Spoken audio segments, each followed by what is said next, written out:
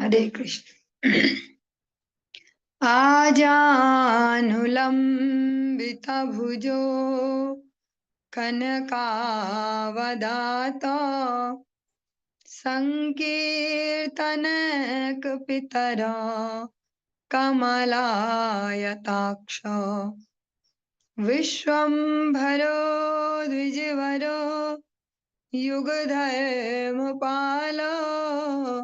वन्दे जगत्प्रियकरौ करुणावतारम्।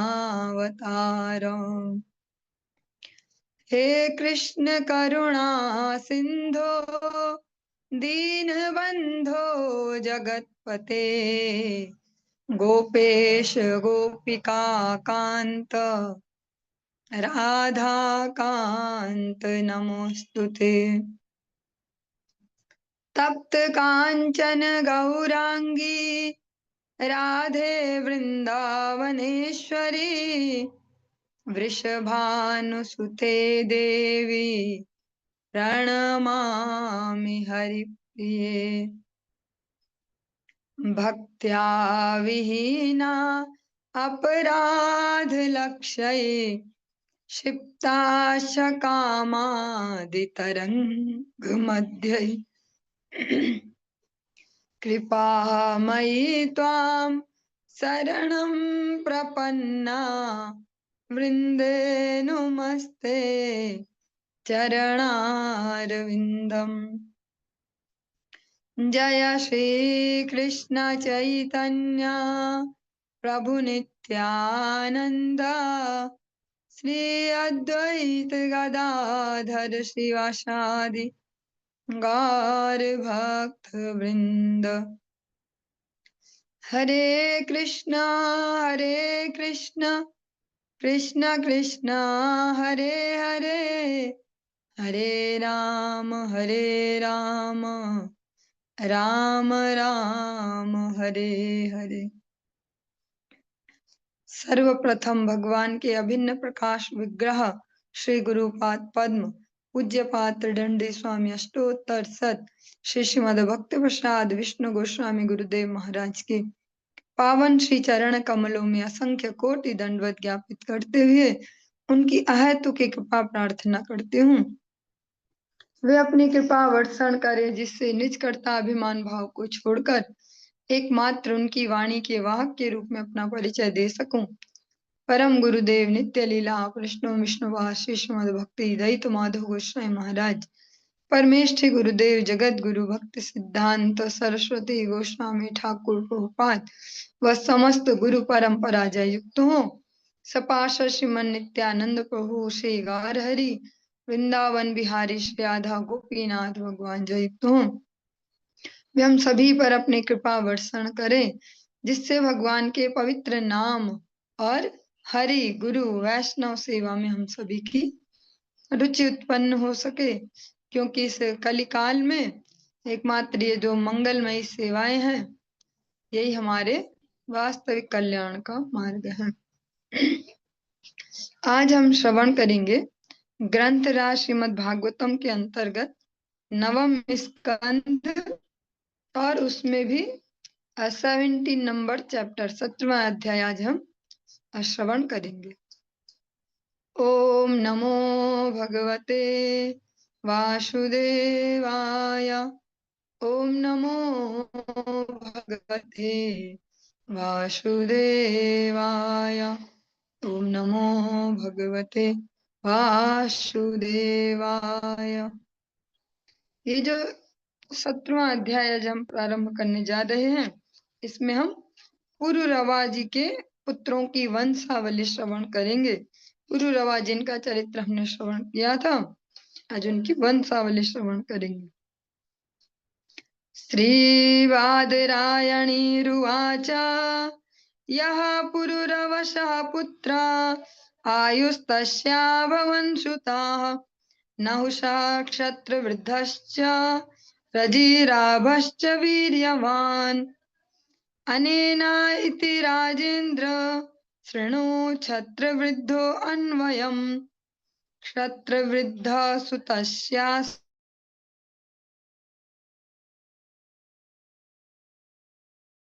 कुशो गृहत् समद इति गृत् समदादभूता शुनकः सौनको यस्य बृहवत् प्रवरो मुनिः। श्रील सुखदेव गोस्वामी ने कहा, पुरुरवा से आयु नामक पुत्र हुआ, जिससे नहुस, शत्रवृद्ध, रजी, राभ तथा अनेना नाम के अत्यंत शक्तिशाली पुत्र उत्पन्न हुए। हे महाराज परीक्षित, अब क्षत्रवृद्ध के वंश के विषय में सुनो। क्षत्रवृद्ध का पुत्र सुहोत्र था, जिसके 3 पुत्र हुए, काश्य, कुश तथा गृत्समद। गृत्समद से सुनक हुआ और सुनक से सौनक मुनि उत्पन्न हुए, जो ऋग्वेद में सर्वाधिक पटु थे। जो ये सौनक मुनि हम श्रवण कर रहे हैं, श्रीमद् भागवत जी जहाँ से प्रारंभ होती है भूमिका, कि सौनक आदि, सौनक जी जिनके रिप्रेजेंटेटिव है एक प्रकार से, ऐसे 88,000 ऋषि मुनि सूत गोस्वामी से क्वेश्चन कर रहे। यही सौनक जी का जन्म हमने यहाँ पर श्रवण कर रहे हैं। काश्यस्याकाशे तत्पुत्रो राष्ट्रो दीर्घतमा पिता धन्वन्तरिर्तमश आयुर्वेद प्रवर्तकः यज्ञभुग् वासुदेवांशः स्मृत मात्रार्तिनाशनः। काश्य का पुत्र काशी था और उसका पुत्र राष्ट्र हुआ, जो दीर्घतम का पिता था।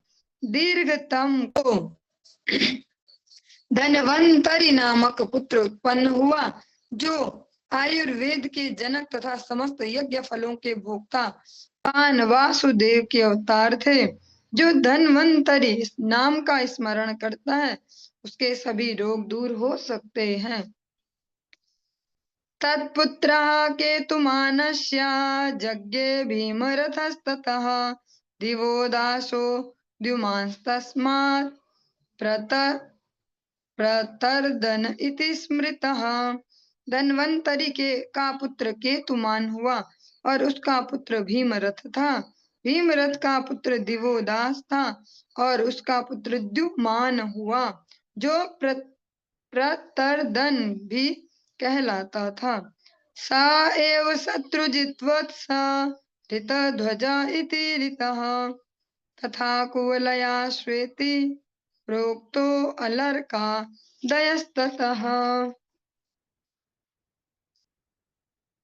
द्युमान को शत्रुजित, वत्स, ऋतध्वज तथा कुवलयाश्व नामों से भी जाना जाता था। उससे अलर्क तथा अन्य पुत्र उत्पन्न हुए। ये महाराज जो अलर्क हैं, आप सभी ने एक नाम श्रवण किया हो कभी, जब भारतीय नारियों की गणना होती है इतनी श्रेष्ठ श्रेष्ठ, तो मदालसा एक नाम कहा जाता है। जो रानी मदालसा है, उनके ये पुत्र हैं अलर्क, और इनके अन्य भाई भी हैं।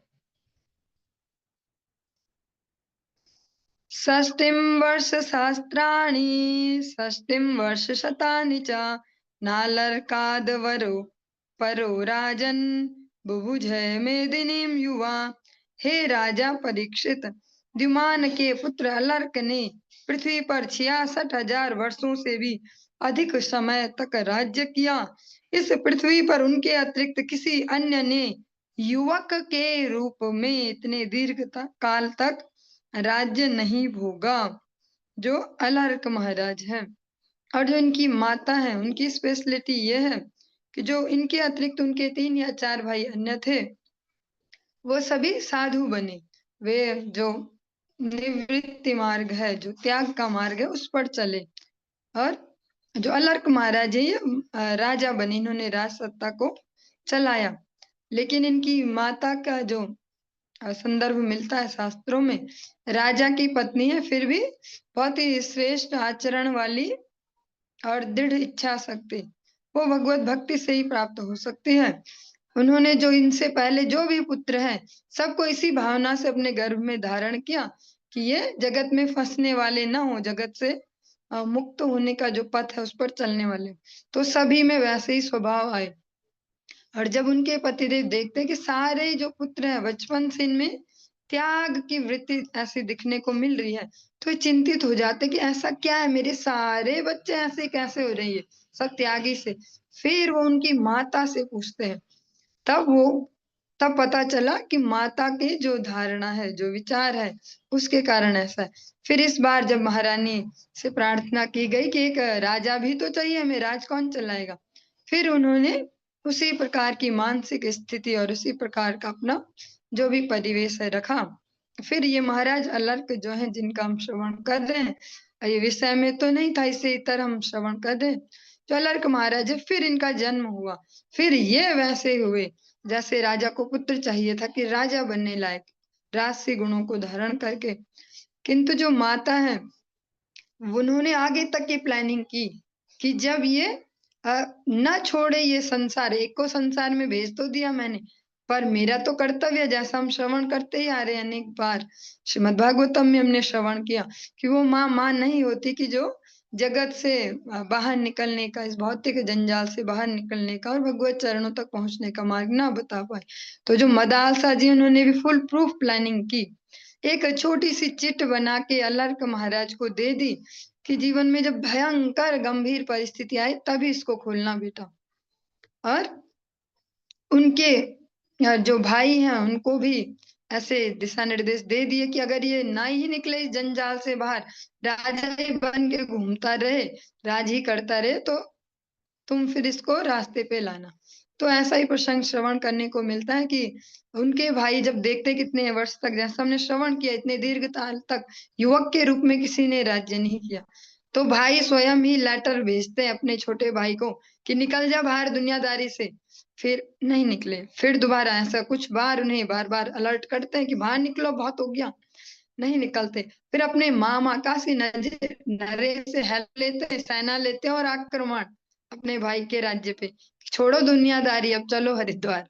फिर अलर्क महाराज ऐसी गंभीर परिस्थिति में वो चिट खोलते हैं जो माँ ने कभी दी थी कि तभी खोलना जब अति इमरजेंसी हो।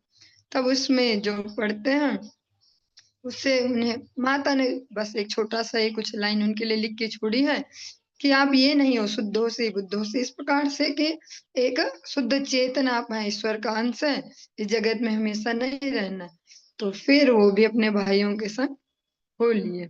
ये थोड़ा विषय से अलग था, फिर भी हमने श्रवण किया। अलर्कात् सन्ततिस्तस्मात् सुनीतो अथ निकेतनः धर्मकेतुः सुतस्तस्मात् सत्यकेतुर्जायत। अलर्क से संतति नामक पुत्र उत्पन्न हुआ, जिसका पुत्र सुनीत हुआ। सुनीत का पुत्र निकेतन था, निकेतन का पुत्र धर्मकेतु हुआ और धर्मकेतु का पुत्र सत्यकेतु था। तस्मात् सुकुमारः क्षितीश्वरः वितिहोत्रो अस्य भर्गोतो भार्गभूमिरभूनृप। हे राजा परीक्षित, सत्यकेतु का पुत्र दृष्टकेतु हुआ और दृष्टकेतु का पुत्र सुकुमार हुआ, जो पूरे विश्व का सम्राट था। सुकुमार का पुत्र वीतिहोत्र हुआ और जिसका पुत्र भर्ग था, और भर्ग का पुत्र भार्ग भूमि हुआ। इति मे काशयो भूपाः शत्रुवृद्धान् वयायिनः राभस्य रभसः पुत्रो गंभीरश्चाक्रियस्ततः। हे महाराज परीक्षित, ये सभी राजा काशी के वंशज थे और इन्हें क्षत्रवृद्ध के उत्तराधिकारी भी कहा जा सकता है। राभ का पुत्र रभस हुआ, रभस का पुत्र गंभीर और गंभीर का पुत्र अक्रिय कहलाया। तद्गोत्रं ब्रह्म विजज्ञे शृणुवंशुमनेन सह शुद्धस्ततः शुचिस्तस्मात् चित्रकृद्धर्मसारथिः। हे राजन, अक्रिय का पुत्र ब्रह्मविद कहलाया। अब अनेना के वंशजों के विषय में सुनो। अनेना के पुत्र का नाम शुद्ध था और उनका पुत्र शुचि था। शुचि का पुत्र धर्मसारथी था, जो चित्रकृत भी कहलाता था। तथा शांत रजो यज्ञे कृत कृत्या सात्मवान रजेह पंस पंचशतान्यासन पुत्राणाममितोजसाम। चित्रकृत के शांत रज नामक पुत्र उत्पन्न हुआ, जो स्वरूप सिद्ध व्यक्ति था। इसने समस्त वैदिक कर्म कांड संपन्न किए, फलतः उसने कोई संतान उत्पन्न नहीं की। रजी के 500 पुत्र हुए, जो सभी के सभी अत्यंत शक्तिशाली थे। देवैरभ्यर्थितो दैत्यान् हत्वेन्द्रायाददात् दिवम्। इंद्रस्तस्मै पुनर्दत्त्वा गृहीत्वा चरणो रजे। आत्मानमर्पयामास प्रहरादाद्यरि शंकितः।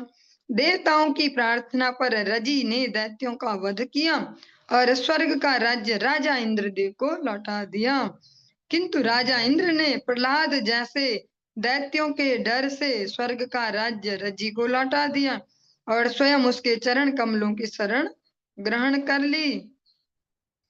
पितर्यु परते पुत्रा याचमानाय नो दद्युः। त्रिवृष्टपम महेन्द्राय यज्ञ भागान समाददुः। रजी की मृत्यु के पश्चात राजा इंद्र ने रजी के पुत्रों से स्वर्ग का राज्य लौटाने हेतु याचना की, किंतु उन्होंने नहीं लौटाया। यद्यपि वे राजा इंद्र का यज्ञ भाग लौटाने हेतु राजी हो गए, क्योंकि उनके पुत्रों को लगता था कि पैतृक संपत्ति हमारी पिताजी ने छोड़ी हमारे लिए। वो इस प्रकार नहीं देखते थे कि ये इंद्र का ही है, और पिताजी को कुछ समय के लिए उन्होंने दी थी।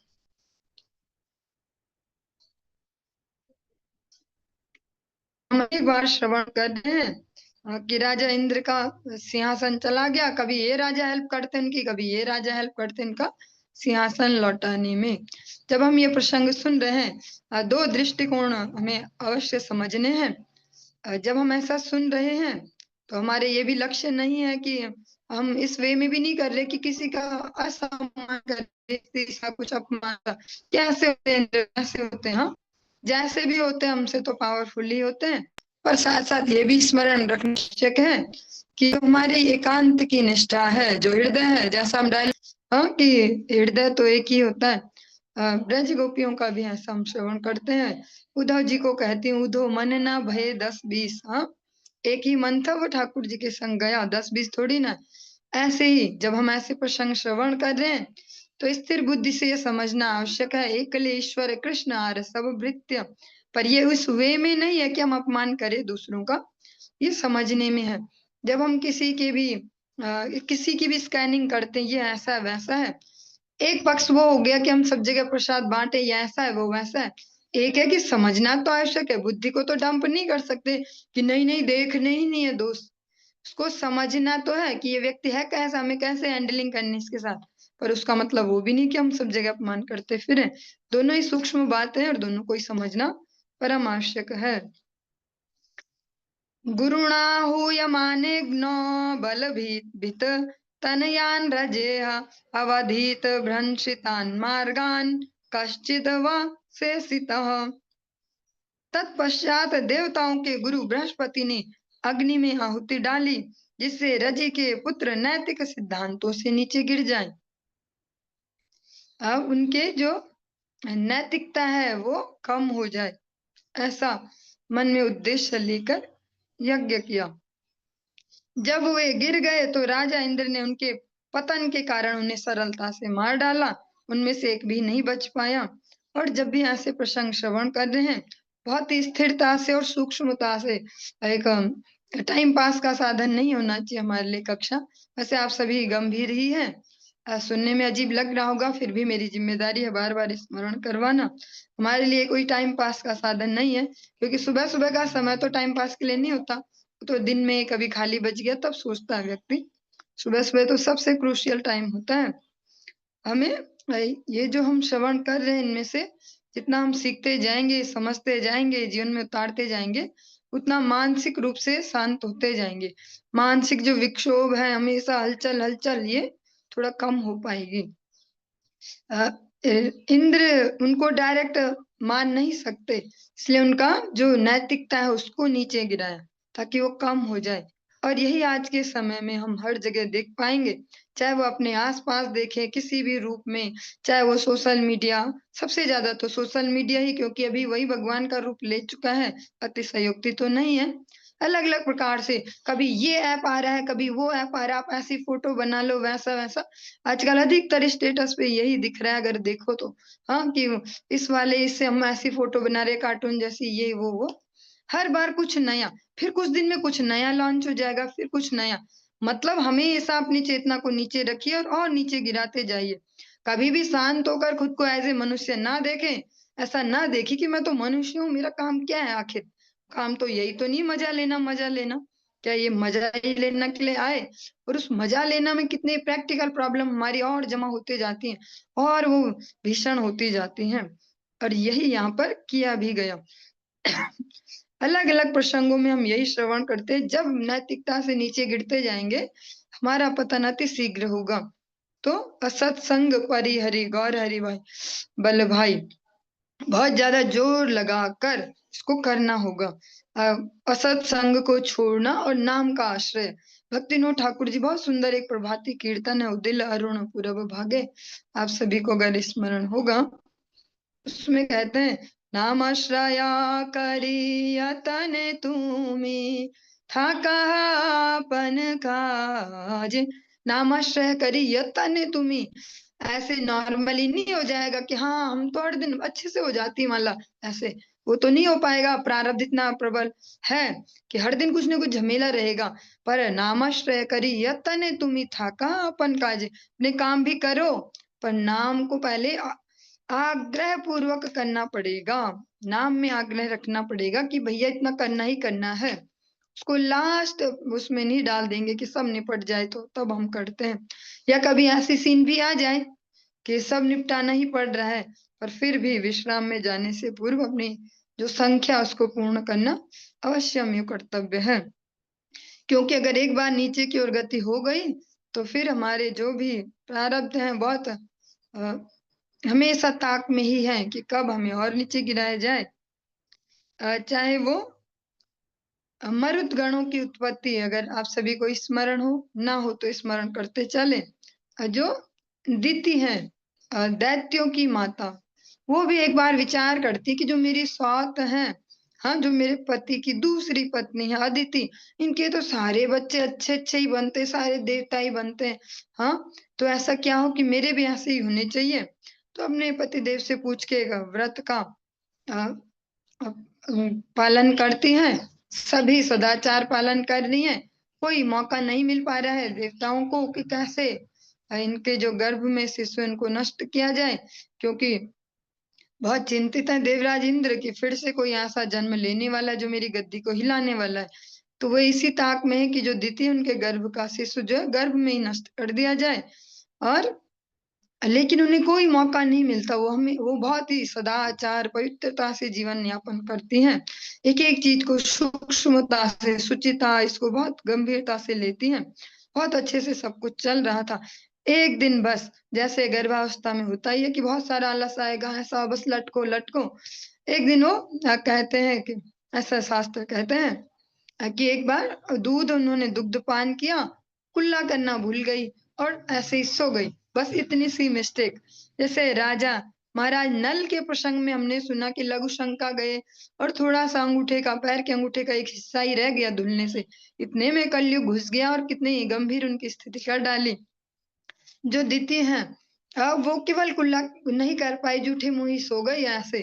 और उतने में उतनी सी असावधानी से देवराज इंद्र को उनके गर्भ में प्रवेश करने का अवसर मिल गया और उस एक ही जो गर्भ है उसके 7 टुकड़े वो कर देते हैं, फिर भी वो मरते नहीं हैं।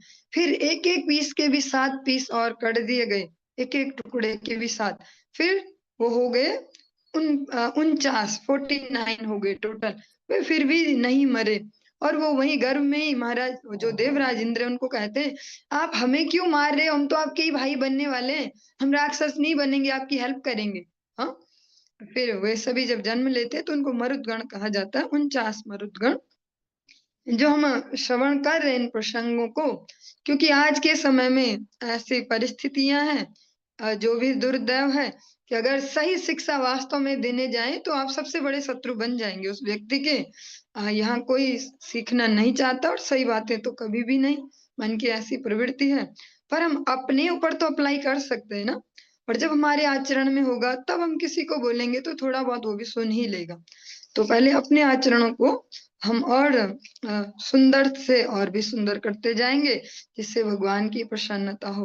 हाँ, भगवान को सुंदर सुंदर करके गुरुदेव जीवात्माओं को भेजते हैं कि ठाकुर जी देखो आपके लायक हो गए ना, नला धुला के सुंदर बना दिया। जैसे आपने अनेक बार एग्जाम्पल सुना, कोई बच्चा है धूल में या ऐसे कीचड़ विचड़ में कहीं से लग लुग के आ जाए तो पिताजी गोद में नहीं बिठाएंगे, कितना ही प्रेम करते हो, क्योंकि उनके इमोशंस थोड़े वैसे हैं। लेकिन जो माताएं तो क्या करेंगे, उसको नला धुला के सुंदर श्रृंगार करके सुंदर बना देंगे, फिर फटक से बिठा देंगे। श्री भगवान है तो परम दयालु, फिर भी विचार तो करते ही है ना जीवों के कर्मों का। तो जो गुरु है वो माता सदृश है, नला धुला के सुंदर श्रृंगार कर देती है। लो अब ये बढ़िया हो गया। तो बढ़िया होने की श्रेणी यही है कि जो हम श्रवण कर रहे हैं इसको थोड़ा सा मनन भी करें, और जितना अप्लाई करते जाएंगे उतना सरल होते जाएंगे, उतना हौच पौच कम होते जाएगी जीवन की। यहाँ पर जो ये रजी के पुत्र हैं उनकी नैतिकता को नीचे गिराने के लिए यज्ञ हुआ। नैतिकता नीचे गिर गई तो इंद्र को मौका मिल गया उनको मारने का, और फिर उनमें से एक भी न बच पाया। और आज के समय में तो जो सुचिता की बात तो करनी ही बहुत ही ऐसे हो जाएगा, डाउन क्लास पुराने जमाने की बातें। पर फिर भी अगर हम अपने में उसको जितना अप्लाई करते जाएंगे, हमारे आचरणों को देख के उससे प्रभावित होकर कोई और सीखने का प्रयास कर सकते हैं। उषात् प्रतिह शास्त्र वृद्धात् सज्जयस्तत्सुतो जयः ततः कृतः कृतस्यापि यज्ञे हर्यबलो नृपः। क्षत्र वृद्ध के पौत्र कुश के प्रति नामक पुत्र उत्पन्न हुआ। प्रति का पुत्र संजय था और संजय का पुत्र जय था। जय का पुत्र कृत और कृत का पुत्र राजा हर्यबल हुआ। सहदेवस्ततो हीनो जयसेनस्तु तत्सुतः सकृतिस्तस्य च जयः क्षत्रधर्मा महारथः। क्षत्रवृद्धान्वया भूपा इमे शृण्वथनाहुषान्। हर्यबल का पुत्र सहदेव, सहदेव का पुत्र हीन, हीन का पुत्र जयसेन और जयसेन का पुत्र संकृति हुआ। संकृति का पुत्र जय अत्यंत शक्तिशाली एवं निपुण योद्धा था। वे सभी राजा क्षत्रवृद्ध वंश के सदस्य थे। अब मैं नहुष के वंश का वर्णन करूंगा। सुखदेव गोस्वामी जी कह रहे हैं, ये इतने सारे नाम और इतने सारे वंश, इसका बेटा ये, उसका बेटा ये, सुनने में थोड़ा अजीब भी लग रहा है कि हम ये सुनने बैठे हैं सुबह सुबह, इसका बेटा ये, उसका बेटा वे। लेकिन जब इनको श्रवण कर रहे हैं तो ये भी कंफर्म होते जाएगा कि इतने नाम कोई इमेजिनरी नहीं ला सकता था कि इसका बेटा और ये और इसका बेटा वो। ये हमारा वास्तविक इतिहास है। वास्तविक इतिहास वो नहीं है कि हम बंदरों के संतान हैं। बहुत ही जो ये स्थिति है कि हम बंदरों की संतान हैं। ऐसे निताई कल परसों निताई जो है वो कह रहा था कि माँ ऐसा कैसे हो सकता है कि हम बंदरों की संतान। मेरा तो कभी कभी मन करता है कि जो साइंटिस्ट इनके पास जाऊं और एक बंदर दे दूं कि तुम इसको पढ़ा लिखा और मनुष्य बना के दिखा दो, अगर हम बंदरों से मनुष्य बने। लेकिन ऐसा तो नहीं कर सकते, क्योंकि जैसा भी परिवेश चल रहा है बाहर से तो ऐसा ही करेंगे, विद्यालयों में आंसर यही लिखेंगे कि हम बंदरों की संतान है। पर वास्तव में हमें ज्ञात होना चाहिए कि हम बंदरों की संतान नहीं है, मनुष्यों से ही आए। इसीलिए इतने सारे इतिहास और इतने सारे नाम दिए गए हैं कि जिससे हमें ज्ञात रहे कि बंदरों से नहीं आए हम। इस प्रकार से जो हमारा 17वां अध्याय है ये संपूर्ण हुआ और 18वें अध्याय में हम प्रवेश करते हैं। श्रीशुक उवाच यतिर्ययाति संयाति रायतिर्वियतिः कृतिः षडिमे नहुष्यासन्निन्द्रिय आणिवदेहिनः। श्रील सुखदेव गोस्वामी ने कहा, हे राजा परीक्षित, जिस प्रकार देहधारी आत्मा को 6 इंद्रियां होती हैं, उसी प्रकार राजा नहुष के 6 पुत्र थे। जिनके नाम थे यति, ययाति, संयाति, आयति, वियति तथा कृति। राज्यं नैच्छद् यतिः पित्रा दत्तं तत्परिणामवित्। यत्र प्रविष्टः पुरुषः आत्मानं नावबुध्यते। जब कोई मनुष्य राजा या जो प्रशासन है उसमें प्रधान के पद को ग्रहण करता है तो वह आत्म साक्षात्कार का अर्थ नहीं समझ पाता। यह जानकर नहुष के सबसे बड़े पुत्र यति ने शासन संभालना स्वीकार नहीं किया, यद्यपि उसके पिता ने राज्य को उसे ही सौंपा था। जो इनके ज्येष्ठ पुत्र हैं यति, उन्होंने राज इसलिए नहीं चुना कि मुझे राजा नहीं बनना, क्योंकि अगर ऐसी कोई पोस्ट पे चला जाए व्यक्ति तो उसके लिए फिर आत्म साक्षात्कार का पद दुर्लभ सा हो जाता है। इतनी सारी जिम्मेदारियां और उसमें ही घुसे रहो। यह सोचकर, यह विचार कर उन्होंने शासन नहीं संभाला, जबकि सबसे पहले उन्हें ही ऑफर हुई राजसत्ता। पितरि भ्रंशिते स्थानादिन्द्राण्या धर्मणा द्विजः प्रापिते अजगरत्वं वै ययातिर्भवन नृपः। चूंकि ययाति के पिता नहुष ने राजा इंद्र की पत्नी सची इनको छेड़ा था, अतः सची के अगस्त्य तथा अन्य ब्राह्मणों से शिकायत करने पर इन ब्राह्मणों ने नहुष को श्राप दिया और वह स्वर्ग से गिरकर अजगर बन जाए। फलतः ययाति राजा बना। श्रेष्वादिसद्दिक्षुः भ्रातॄन् भ्राता यवीयसः कृतदारो जुगोपोर्वीं काव्यशावृष पर्वणः। राजा ययाति के 4 छोटे भाई थे जिन्हें उसने चारों दिशाओं में शासन चलाने की अनुमति दे दी थी। ययाति ने शुक्राचार्य जी की बेटी देवयानी से एवं वृष पर्वा की पुत्री शर्मिष्ठा से विवाह किया और वह संपूर्ण पृथ्वी पर शासन करने लगा। श्रीराजोवाच ब्रह्मर्षिर्भगवान् काव्यः शत्रबन्धुश्च नाहुषः राजन्य विप्रयो कस्मात् विवाह प्रतिलोमकः। जो महाराज परीक्षित हैं एक उन्नत स्तर के श्रोता हैं, वो उस कैटेगरी में नहीं है कि जो हाँ हाँ करते हैं और बस किनारे, या उसमें भी नहीं है कि नहीं नहीं ठीक है जो ही बोल रहे हैं। हाँ, वो अटेंटिव होकर श्रवण करते हैं और परिप्रश्नेन सेवया, जहां पर आवश्यकता वहां पर प्रश्न भी करते हैं और धैर्य से एक सही वे में, एक सही प्रकार से प्रश्न करते हैं। महाराज परीक्षित ने कहा, शुक्राचार्य जी अत्यंत शक्ति संपन्न ब्राह्मण थे और महाराज ययाति क्षत्रिय थे, अतः मैं यह जानने का इच्छुक हूँ कि ब्राह्मण तथा क्षत्रिय के बीच यह प्रतिलोम विवाह कैसे संपन्न हुआ। कि ये कैसे हो पाया कि एक ब्राह्मण और एक क्षत्रिय के बीच वैवाहिक संबंध हुआ। और इससे आगे हम कल श्रवण करेंगे इस पूरे प्रसंग को। आज की चर्चा को हम यहीं पे विश्राम देते हैं। हरे कृष्ण।